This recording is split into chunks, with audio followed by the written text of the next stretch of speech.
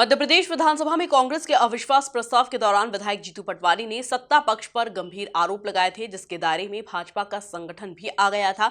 वहीं अब इन आरोपों पर बीजेपी के प्रदेश अध्यक्ष वीडी शर्मा ने गुस्सा जाहिर किया और जीतू पटवारी समेत कांग्रेस को जमकर आड़े हाथों लिया। इसी पर देखिए खास रिपोर्ट। विधायक जीतू पटवारी ने लगाए आरोप, बीजेपी सरकार पर लगाए थे गंभीर आरोप। बीजेपी प्रदेश अध्यक्ष वीडी शर्मा का निशाना, कहा जीतू पटवारी ने छुपाए सही तथ्य।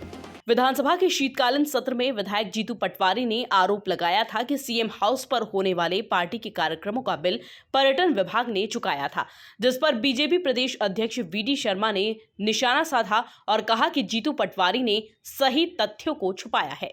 नहीं, उनके पास जो जानकारियां थी ना, उनके पास सत्य जानकारी थी।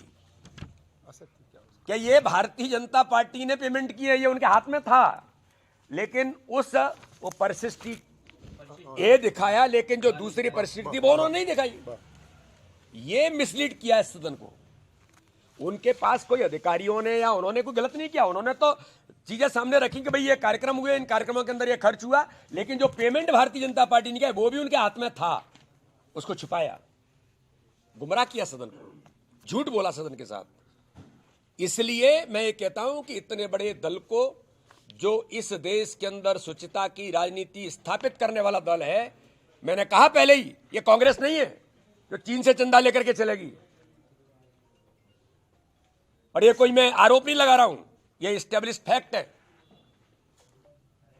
आपके राष्ट्रीय अध्यक्ष से लेकर के आपके जो राष्ट्रीय नेता है, जिनके बल पर आप काम करते हैं, वो जवाब नहीं दे सकते इस बात का।